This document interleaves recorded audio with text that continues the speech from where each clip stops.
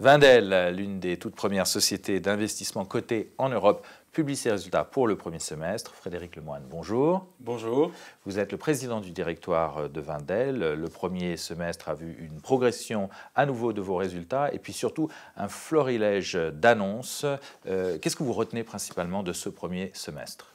C'est vrai que ça a été des mois très actifs en termes de nouveaux investissements.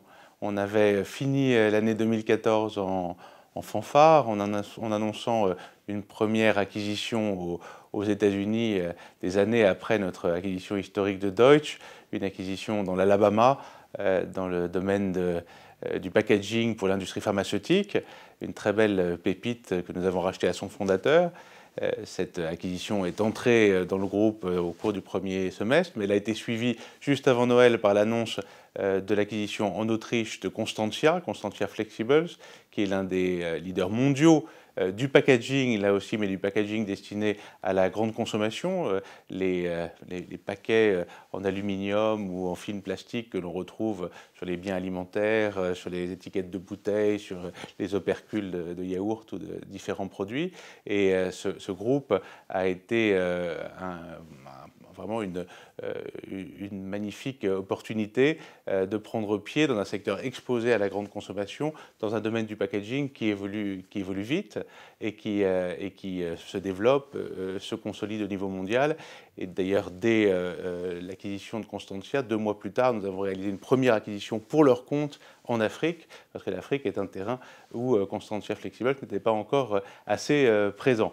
Et puis les choses se sont poursuivies et nous avons précisément en Afrique à nouveau investi dans notre société de tours de télécommunications, IHS. C'est le 5e investissement, à mesure qu'IHS grandit et saisit des occasions de s'étoffer dans les 5 pays où IHS est présent. Eh bien, nous l'accompagnons avec les autres actionnaires d'IHS à des valorisations qui d'ailleurs montent à chaque fois, revalorisant l'ensemble de notre investissement et faisant d'IHS non seulement l'entreprise africaine de l'année, mais une très belle société. Donc c'est ça l'essentiel de ce premier semestre. Ça se traduit par ailleurs par des comptes de très bonne facture que l'on retrouve tant au niveau du résultat des activités qu'au niveau de notre actif net réévalué. Mais c'est ce momentum, cette dynamique qui a été pour nous très marquante. Est-ce que vous pourriez nous commenter peut-être sur certaines activités du portefeuille, les sociétés principales du portefeuille, les résultats opérationnels?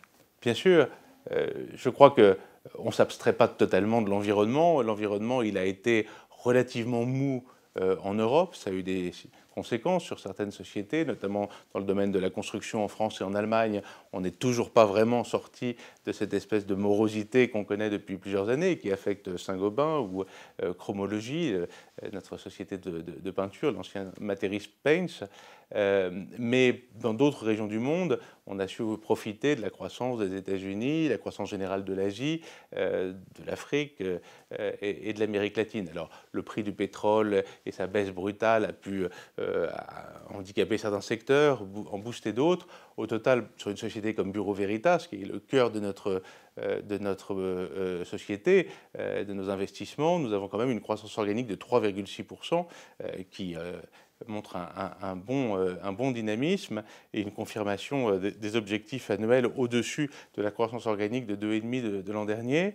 Nous avons chez Saint-Gobain une croissance organique au total, avec un très beau retour de profitabilité et puis des projets qui avancent. Saint-Gobain a cédé son activité de fabrication de bouteilles et de pots en verre qui était en vente depuis longtemps à un très bon prix, dans de très bonnes conditions, et est en train de réutiliser ses moyens financiers pour prendre le contrôle d'une superbe société suisse, Sika, qui va faire une très belle opération stratégique. Donc on est très content de ces deux opérations-là. Nous avons par ailleurs le développement d'IHS, mais aussi celui de Stahl. Stahl, cette société chimique pour les cuirs et pour les revêtements, a réalisé l'an dernier, en 2014, une fusion avec les activités comparables de Clariant, et le résultat est vraiment tout à fait spectaculaire, puisque l'objectif de 15 millions de synergies par an a été largement dépassé. On est à bien plus de 20 millions d'euros de synergies par an, et les résultats sont là, se matérialisent avec une marge au premier semestre de plus de 20% une marge opérationnelle de plus de 20% pour Stahl, ce qui est du jamais vu. Alors, tout n'est pas de la même eau. On a un semestre décevant chez Mécaterm, on a un semestre très bon chez Parcours. Chacune des sociétés vit sa propre vie, mais au total, on est très satisfait.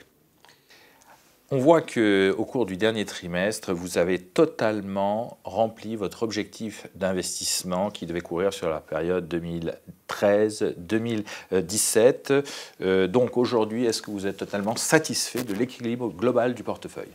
C'est vrai qu'on a investi 2 milliards 100 millions sur cette période.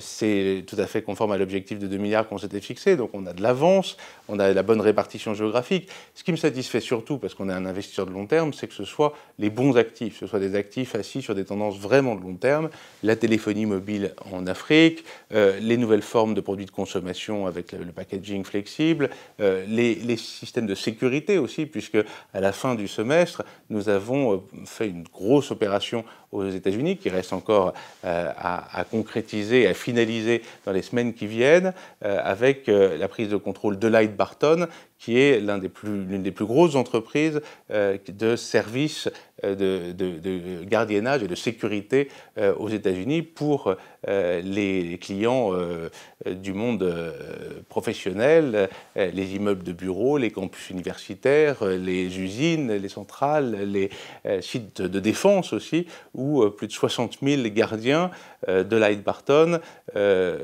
rendent leur service avec tous les équipements qu'il faut, les voitures, les armes, quelquefois aussi les systèmes de vidéosurveillance.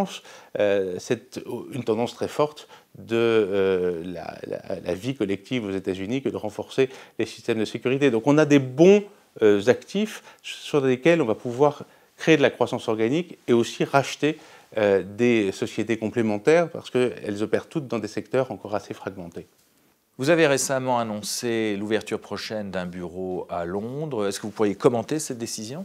Oui, vous savez, c'est en fait une réouverture. Nous avons eu un bureau à Londres que nous avions fermé par mesure d'économie au moment de la crise financière.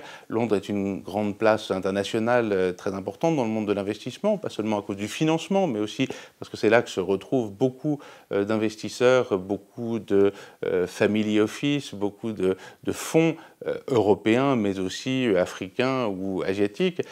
Donc Londres, c'est une forme d'extension de Paris. Et en réouvrant ce bureau, nous poursuivons l'internationalisation que nous avions lancée en ouvrant un bureau à New York, à Singapour, à Casablanca, et puis dans le passé même à Tokyo, que nous avons toujours, et 2 bureaux à Amsterdam et Luxembourg. Voilà, alors notre but n'est pas de couvrir la planète de bureaux, c'est d'être efficace, mais d'être présent localement, là où il faut, pour pouvoir saisir les meilleures opportunités. Et enfin, pour conclure, votre actif net réévalué a progressé. Est-ce que vous êtes satisfait de cette évolution? On ne peut pas ne pas être satisfait que la valeur de la société que l'on conduit progresse, mais moi je vois encore beaucoup de facteurs de progression. C'est à nous de les matérialiser, mais à travers toutes ces sociétés, ce sont des promesses de création de valeur. Il faut que nous travaillions beaucoup à les développer, à lancer de nouvelles initiatives. Nous avons dans 2 sociétés des nouveaux managements, chez Chromology et chez Constantia Flexibles. Avec ces nouveaux patrons, nous allons développer ces sociétés avec l'implication qui est la marque de fabrique de Wendel et la manière dont, sur le temps, nous allons encore accroître, je l'espère et je le pense, l'actif net réévalué de la société. Frédéric Lemoine, président du directoire de Wendel, je vous remercie. C'est moi qui vous remercie.